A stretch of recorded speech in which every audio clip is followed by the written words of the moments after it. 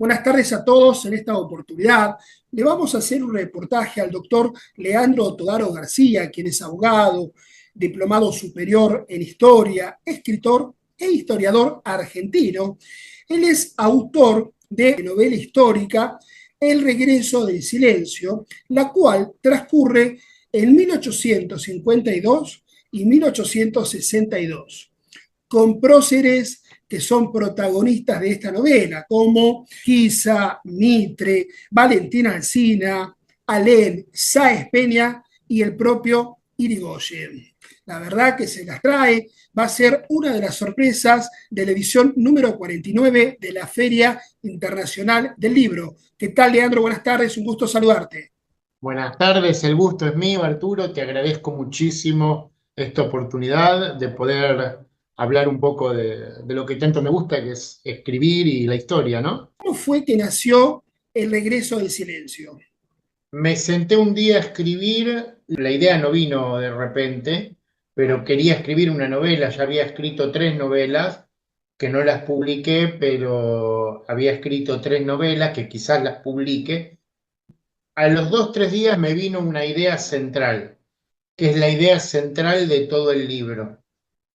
Y sobre esa idea central empecé a escribir. Primero para entretenerme yo, ¿no? No lo empecé a escribir con un objeto de que fuera una novela, de que se publicara.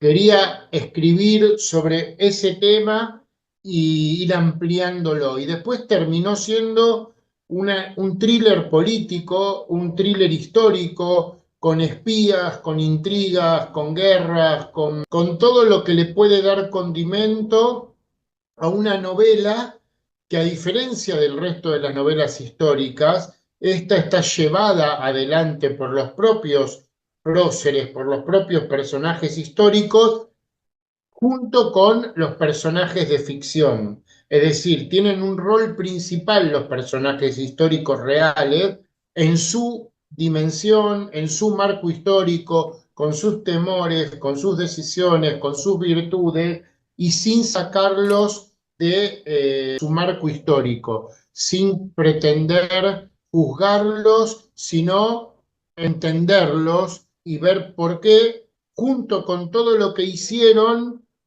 hoy somos lo que somos, y con lo bueno y con lo malo es producto de cada generación argentina y de lo que hicieron. Eso es lo que a mí me gusta divulgar.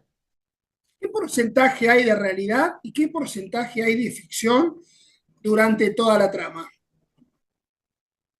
La diferencia es que tiene un alto porcentaje de realidad.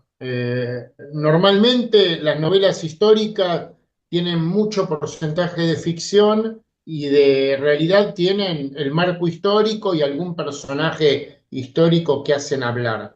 Pero acá es total, te podría decir que casi un 60% de la obra es acontecimientos reales en un momento histórico donde teníamos la Confederación Argentina por un lado y la provincia de Buenos Aires, que se había secesionado del resto del país y era un estado, toda la provincia totalmente autónomo, y estaban en guerra por ver quién se imponía a la otra. Y en el marco de esa historia, bueno, están los personajes de ficción que van interactuando con los personajes reales que se encargaban de llevar adelante los dos estados y las intrigas de los dos estados. Y cuando vos decías recién de personajes como Alem, Irigoyen, se puede decir que los personajes principales de cada lado son Urquiza, Mitre, Valentina Alsina, pero Alem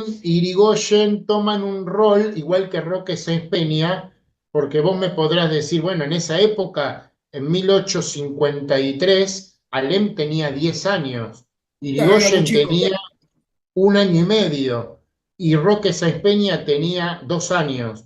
Pero los que son protagonistas en la historia son Leandro Antonio Alem, que era el pulpero, ex mazorquero, padre de Leandro y abuelo de Hipólito, que va a tener un rol importantísimo en la trama de la novela, y también el doctor Eduardo Lajit, que quizás no fue muy conocido, que fue un abogado federal, asesor jurídico del gobierno de Rosas, pero que fue el suegro de Luis Sáenz Peña y el abuelo de Roque Sáenz Peña, y también tiene un rol importante en la trama. ¿Por qué? Porque esto te lo digo a vos en confianza.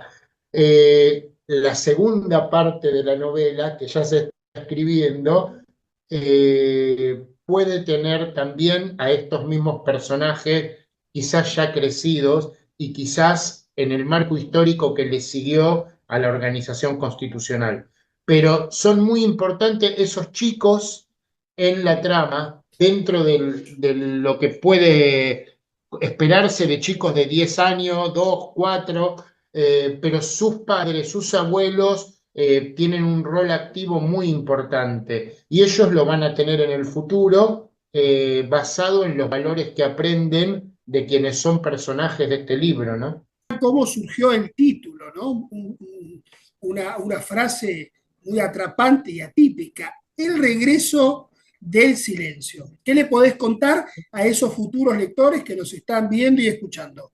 El regreso del silencio y la tapa del libro son reflejos de la historia, pero neta, ¿eh? No te puedo contar porque sería spoilear mi propio libro, pero cuando surgió la historia principal, surgió prácticamente el nombre.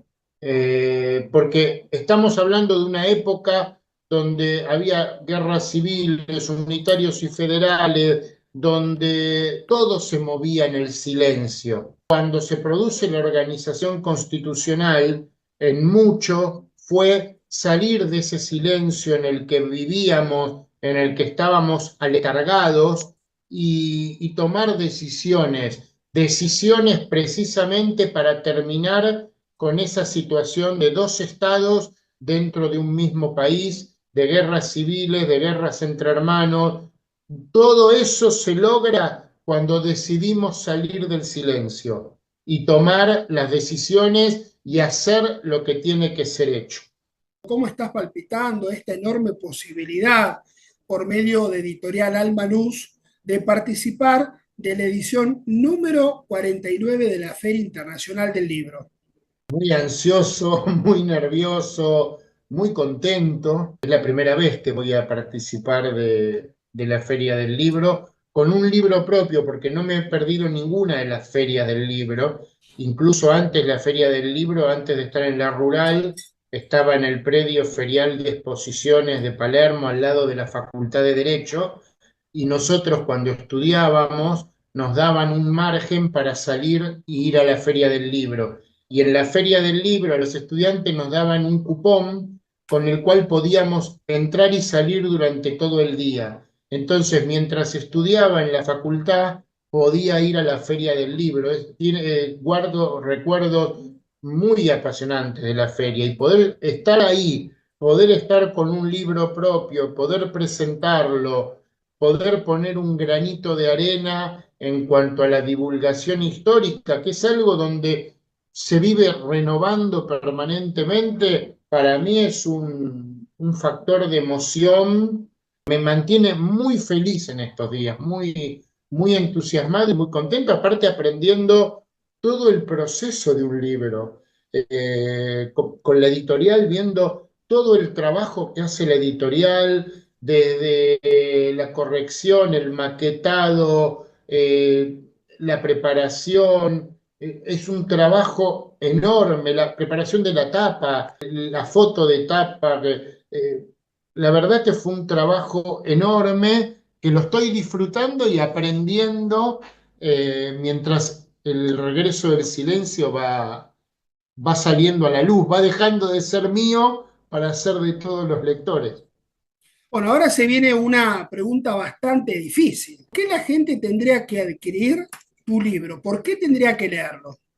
Cuando yo hago charlas abiertas en los colegios y en distintas instituciones, a la gente y a los estudiantes les propongo, vamos a hacer un viaje a los 214 años de historia que sea entretenido y poder ver en primera persona a esos personajes como si pasaran por adelante nuestro.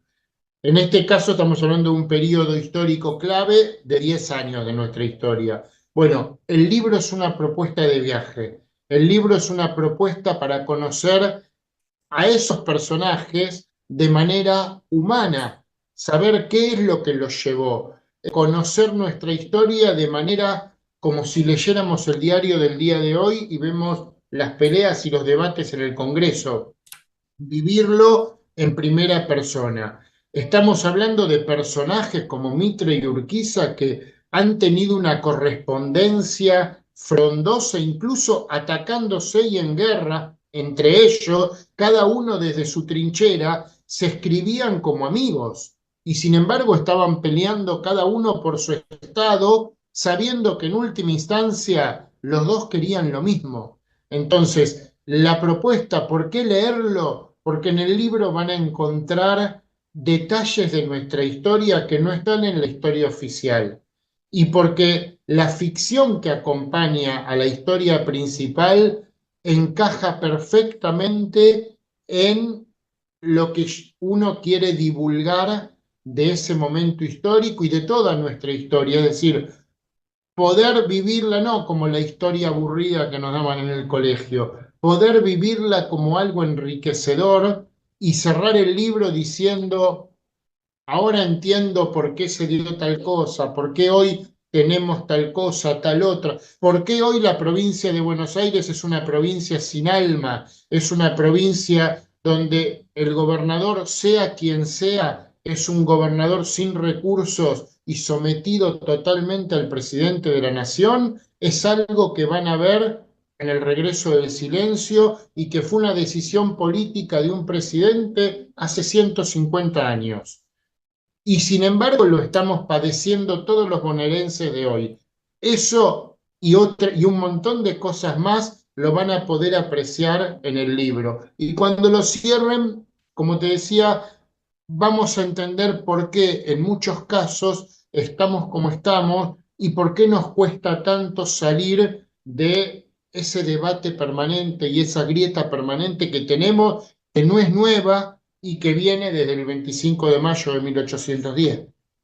Hace pocos días, bueno, la gente que hubo una catástrofe muy importante en el interior de la provincia de Buenos Aires, más precisamente en Bahía Blanca, y uno veía la foto de funcionarios nacionales y provinciales, nacionales los ministros Luis Petri y Patricia Bullrich, de la provincia el gobernador Axel Kicillof y el ministro de Seguridad Javier Alonso, trabajando juntos en forma mancomunada.